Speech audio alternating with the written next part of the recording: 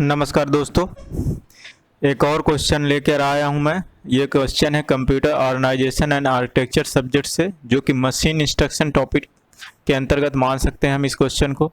और ये क्वेश्चन जो है पूछा गया था गेट 2007 में। तो आइए इस क्वेश्चन को समझते हैं और इसका सॉल्व करते हैं। तो in a simplify computer the instructions are, एक कंप्यूटर है जो कि ये 4 प्रकार की इंस्ट्रक्शंस को सपोर्ट कर रहा है। Instruction number 1, instruction number 2, instruction number 3, instruction number 4। हर एक इंस्ट्रक्शंस का मीनिंग भी समझाया गया है। जैसे ये O P R J comma R I, मतलब है परफॉर्म आर जे और O P R I and store the result in R J, मतलब आर जे और आई के बीच में जो है हमको ऑपरेशन परफॉर्म करना, जो भी ऑपरेशन होगा और उस जो वैल्यू है, जो फाइनल रिजल्ट है, उसको आर जे में स्टोर कर सकता है। मतलब पहली इंस्ट्रक्शन है ये इंस्ट्रक्शन नंबर 1, ये कब परफॉर्म होगी? जब हमारे दोनों ऑपरेंट कहाँ पे होंगे? रजिस्टर में होंगे। जब दोनों ऑपरेंट रजिस्टर में होंगे तब हम ये इंस्ट्रक्शंस का यूज कर सकते हैं। Second O P M R I, मतलब एक ऑपरेशन परफॉर्म करना है। एक ऑपरेंट कहाँ पे? एक ऑपरेंट मेमोरी पे है और दूसरा रजिस्टर में है। मतलब ऐसे इंस्ट्रक्शंस जिसका एक ऑपरेंट मेमोरी पे और एक ऑपरेंट रजिस्टर में है, तो हम ये वाली इंस्ट्रक्शंस का यूज कर सकते हैं। देखो ये perform well operation are I and store the result in are I, और ऑपरेशन को परफॉर्म करके हम जो रिजल्ट सेव करेंगे उसको इस रजिस्टर में सेव कर देंगे। ठीक है ना। Are I well denote the content of the memory location of, मतलब ये जो वेल की बात कर रहा है कि वेल ऑपरेशन आर आई, मतलब ये जो मेमोरी लोकेशन पे जो भी वैल्यू स्टोर है उस वैल्यू में हम आर आई का ऑपरेशन करेंगे और हम उसको जो रिजल्ट आएगा उसको इस रजिस्टर में स्टोर कर देंगे। ये इंस्ट्रक्शन नंबर। ये तीसरी इंस्ट्रक्शन क्या है कि अगर मुझे कोई कंटेंट को मेमोरी में है वो, और उसको जो है आर आई में क्या करना है? मूव करना है, मतलब रजिस्टर में, मेमोरी से रजिस्टर में लाना है, तो फिर हम ये इस तरह की इस इंस्ट्रक्शन का यूज कर सकते हैं। Move the content of the memory location M to register R I. और सिमिलर ये रिवर्स है, अगर किसी कंटेंट जो रजिस्टर में है उसको अगर मेमोरी में सेव करना है तो फिर हम मूव आर आई एम को, ये इंस्ट्रक्शन को यूज कर सकते हैं। अब देखते हैं द कंप्यूटर है जो ओनली 2 रजिस्टर, दो कोई रजिस्टर हैं। सपोज करो मैं मान लेता हूँ एक रजिस्टर है R1 और एक दूसरा रजिस्टर है R2। ओपी जो यहाँ पे जो लिखा है ना इंस्ट्रक्शन में, ओपी की जगह हम यूज कर सकते हैं या तो ऐड यूज कर सकते हैं या तो सबट्रैक्ट यूज कर सकते हैं। ऐड का मतलब हुआ मतलब दोनों को जोड़ना, सबट्रैक्ट का मतलब दोनों को घटाना। ठीक है ना। Consider the following basic block, एक ये बेसिक ब्लॉक दिया गया है और इस हम जानते हैं कि हम बेसिक ब्लॉक से ही असेंबली लैंग्वेज का कोड लिखते हैं। ठीक है ना। तो हम इस बेसिक ब्लॉक्स को, ये बेसिक ब्लॉक किसी ना किसी इक्वेशन का होगा। अगर हम देखना चाहें इक्वेशन क्या है तो देखो ये क्या है। अगर ये फाइनल है T1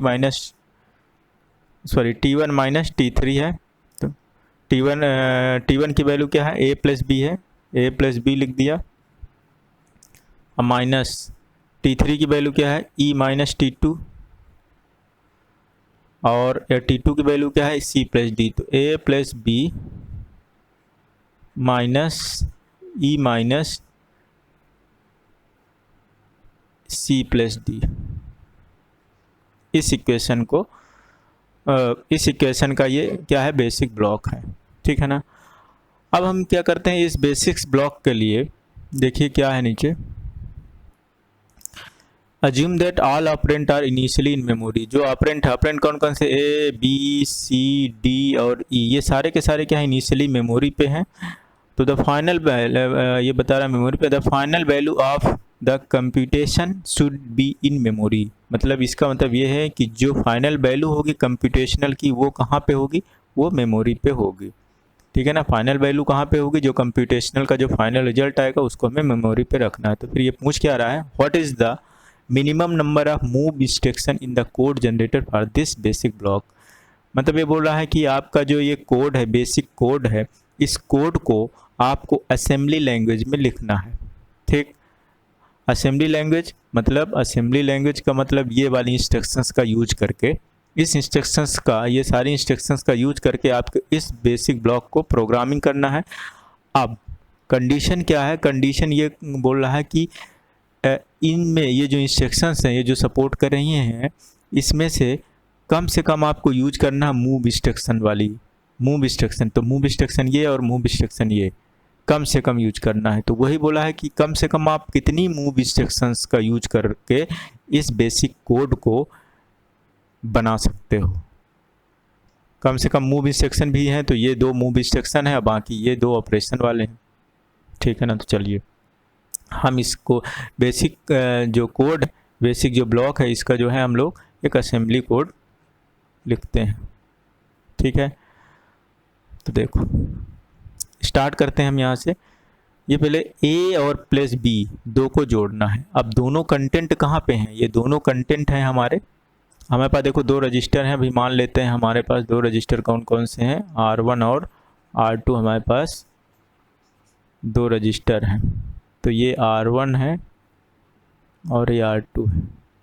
देखो अभी R1 में कुछ भी नहीं है, R2 में कुछ भी नहीं है, ठीक है ना। अब ये दोनों, ये क्या है, ये ऑपरेंट है और ये हमने बताया गया है कि इनिशियली दोनों मेमोरी में है। तो क्या हमारे पास कोई ऐसी इंस्ट्रक्शन है जो कि हम दोनों मेमोरी से डाटा को फैच करके और ऐड परफॉर्म कर दें? देखो है क्या? नहीं, बिल्कुल नहीं है। ये देखो ये इंस्ट्रक्शन है जो दोनों जो है डेटा कहाँ पे चाहिए, दोनों डेटा आपको रजिस्टर में चाहिए। ये वाला इंस्ट्रक्शन है, अगर ऑपरेशन परफॉर्म करना है तो एक मेमोरी में एक रजिस्टर में, तो मतलब एक मेमोरी में चाहिए और एक रजिस्टर में चाहिए, तब हम कोई ऑपरेशन परफॉर्म कर सकते हैं। दोनों मेमोरी में है तो परफॉर्म नहीं कर सकते। तो चलिए हम इसमें से कोई एक डेटा को रजिस्टर में लेके आ जाते हैं। तो हम इनमें से कोई एक डेटा को लेके रजिस्टर में आते हैं। मान लो ए को लेके आते हैं, तो ए को लेकर आना है रजिस्टर में, तो क्या लिखना पड़ेगा, ये देखो ये करना पड़ेगा। मेमोरी से अगर रजिस्टर में ले जाना है तो हमको लिखना पड़ेगा मूव ए आर, मान लेते हैं ये 1, ठीक है ना। मतलब ए को R1 में हम ले गए तो R1 में क्या आ जाएगा, ए आ गया, क्लियर। अब हम जो है ना, अब ये जो ए है जो अब ये रजिस्टर में है, अब ए जो है रजिस्टर में है और ए मेमोरी में है, तो एक रजिस्टर में है एक मेमोरी में है, तब हम इसमें ऐड ऑपरेशन परफॉर्म कर सकते हैं। कुछ लोग सोच रहे होंगे कि मैं बी को भी रजिस्टर में ले आऊँ, अब बी को रजिस्टर में लाने के बाद फिर मैं ये ऑपरेशन परफॉर्म कर सकता हूँ। तो बी को जब रजिस्टर में आप लाओगे तो आपको एक मूव ऑपरेशन चलाना पड़ेगा कि नहीं चलाना पड़ेगा? तो हम तो ये चाह रहे हैं ना कि मूव कम से कम चलाना पड़े, ठीक है ना। तो हम जो है ना मूव ऑपरेशन, मूव जो इंस्ट्रक्शन है उसको कम से कम चलाना पड़े, तो हम क्या करें, ये वाले इंस्ट्रक्शन को यूज करें। इसमें क्या होगा कि ये क्या करता है, एक मेमोरी का कंटेंट और एक रजिस्टर का कंटेंट दोनों को क्या करेगा, ये दोनों के बीच में ऑपरेशन कर सकता है, ठीक है ना। तो हमें ऐड ऑपरेशन करना है, तो मैंने लिखा ऐड ऑपरेशन और एम, मेमोरी का कंटेंट कौन सा है, ए को तो हम रजिस्टर में ले आए हैं, अब बी को ले आते हैं रजिस्टर मतलब एक मेमोरी का एक कंटेंट बी, और हमको सेव किस में कर देना है, अब ए R1 में ही सेव कर देते हैं, ठीक है। तो ये चलेगा, तो मतलब R1 का कंटेंट और इसका जो ये है ये दोनों सेव हो जाएगा R1 में, तो यहाँ पे हो जाएगा a प्लस बी। सिमिलरली अब ये क्या करेंगे, अब जो है ना ये वाली इस इंस्ट्रक्शंस, ये वाला जो है लाइन को हम लोग इसके लिए कोड लिखते हैं, असेंबली कोड। तो पहले क्या करना है, ये भी सेम वही प्रोसेस है कि दोनों जो कंटेंट है ये मेमोरी में है। जब दोनों कंटेंट मेमोरी में है तो हम इसके लिए, हमारे पास ऐसी कोई इंस्ट्रक्शन नहीं है, हमारा कंप्यूटर ऐसी कोई इंस्ट्रक्शन को सपोर्ट ही नहीं कर रहा है जो कि हमारे दोनों इंस्ट्रक्शन अगर मेमोरी में है तो हम उसमें कोई ऑपरेशन परफॉर्म कर रहे हैं। तो हमारे पास जो इंस्ट्रक्शन है वो कैसी है, या तो एक इंस्ट्रक्शन मेमोरी में होना चाहिए और एक रजिस्टर में होना चाहिए, अथवा दोनों रजिस्टर में होना चाहिए, तभी होगा। तो हम क्या करें, इसमें से दोनों में से किसी एक को हम रजिस्टर में ले आते हैं और इसके बाद फिर हम ये वाला ऑपरेशन परफॉर्म कर देंगे, ठीक है ना। तो अब हमारे पास चॉइस है कि हम R1 में लाएँ या R2 में लाएँ, ठीक है ना। R1 में लाएँ या R2 में लाएँ, किस में लाएँ इस सी को, एक जो सी है ऑपरेंट है, किस में लाएं, R2 रजिस्टर में या R1 रजिस्टर में। तो देखो R1 अगर रजिस्टर में लाओगे तो a प्लस बी आपका लॉस हो जाएगा, और a प्लस बी का यूज हमको आगे करना है। यहाँ पे ये देखो T2 की वैल्यू को यूज करना है a प्लस बी का, तो हम इसको लॉस नहीं कर सकते हैं, ठीक है ना। अगर इसको लॉस कर देंगे तो फिर हम कहाँ से लाएँगे, तो इसीलिए हम क्या करते हैं, R2 हमारा फ्री है, इसलिए हम R2 में सी को ले आते हैं। तो हम वो मूव कर दिए, मूव क्या किए, CR2,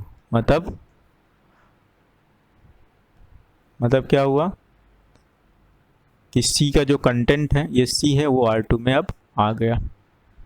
इसके बाद फिर हम सी और डी को ऐड करना है, तो ऐड करने के लिए हमने क्या किया, एक तो डी ये कंटेंट मेमोरी से उठाया और एक R2 का, R2 में क्या है, सी है। तो अब इन दोनों को ऐड किया और कहाँ पे सेव होगा, ये देखो आप समझते हैं, जब मैं एक मेमोरी एक रजिस्टर हो तो रजिस्टर में ही सेव होता है, तो ये दोनों को ऐड होकर रजिस्टर में सेव हो जाएगा। तो ये हो जाएगा C+D। क्लियर। अब ये हो गया। अब देखो इसको अब सॉल्व करते हैं। E-T2 मतलब अब सिंपल सी बात है, T2 क्या है, C+D है, तो C+D किस में सेव है, रजिस्टर में सेव है, ये रजिस्टर में सेव है, और एक कंटेंट रजिस्टर में सेव है और एक कंटेंट कहाँ मेमोरी में है। तो हमारा कौन सा इंस्ट्रक्शन काम कर जाएगी, ये वाली इंस्ट्रक्शन काम कर जाएगी। Very good. तो हम लोग क्या करेंगे, और करना क्या है, सबट्रैक्ट करना है। तो सबट्रैक्ट के लिए हम लोग सब यूज करेंगे, और परफॉर्म क्या होता है, जो ये मेमोरी की वैल्यू है मतलब E, और कौन से रजिस्टर की कौन सी वैल्यू, ये वाला T2 मतलब C+D किस में है, R2 में है, R2 में। तो ये क्या होगा, E-R2 हो जाएगा, और रिजल्ट कहाँ पे सेव हो जाएगा, R2 में, क्योंकि ये देखो रिजल्ट कहाँ पे, रजिस्टर में सेव होता है। तो ये हो जाएगा E-R2 में क्या था, C+D, और रिजल्ट R2 में सेव हो गया।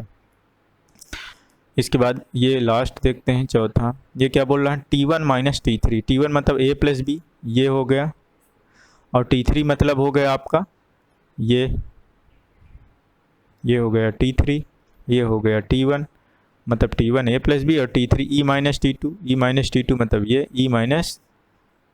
C+D। अब हम दोनों को डिफरेंस करना है। अब दोनों कंटेंट कहाँ पे हैं, रजिस्टर में हैं, दोनों कंटेंट रजिस्टर में हैं, ये देखो, और डिफरेंस करना है। तो ये क्या करना, RJ ऑपरेशन RI, और रिजल्ट कहाँ पे सेव होगा, RJ में सेव हो जाएगा। तो हम यहाँ पे क्या लगा सकता हूँ, सबट्रैक्ट लगा सकता हूँ, और R1 और R2 कर सकता हूँ, मतलब R1 - R2, ये देखो परफॉर्म R1 - R2, और रिजल्ट कहाँ पे सेव हो जाएगा, R1 में सेव हो जाएगा। तो रिजल्ट कहाँ पे सेव हो जाएगा, R1 में सेव हो जाएगा। R1 में क्या हो जाएगा, A+B और माइनस ये E-C+D, ये हो गया। अब हम ये बोला गया है, देखो ये लाइन जो लिखी है कि जो फाइनल जो कंप्यूटेशनल जो रिजल्ट आएगा उसको मेमोरी में मूव करना है। तो अब हमारा जो ये R1 में जो डेटा है उसको कहाँ पे लेके जाना है, मेमोरी में। तो इसके लिए हम जब किसी रजिस्टर को मेमोरी में लेके जाना है तो हम ये वाली इंस्ट्रक्शन यूज कर सकते हैं, मूव R1M। तो मूव R1M, तो हम देखें ये हमारा जो है फाइनल का फाइनल हो गया। अब देखते हैं हमने कितनी मूव इंस्ट्रक्शन यूज की, 1 2 3, 3 मूव इंस्ट्रक्शन, मतलब मिनिमम 3 मूव इंस्ट्रक्शंस का यूज करके हम लोग इस बेसिक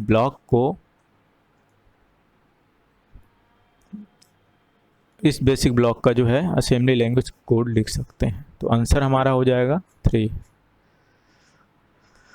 अगर आपको ये वीडियो पसंद आया हो, इस क्वेश्चन का सलूशन पसंद आया हो, तो मेरी वीडियो को लाइक कर दीजिए प्लीज़, और अगर किसी भी प्रकार का डाउट हो सलूशन से रिकॉर्डिंग तो प्लीज़ कमेंट्स बॉक्स में ज़रूर बताएं। बहुत बहुत धन्यवाद वीडियो देखने के लिए।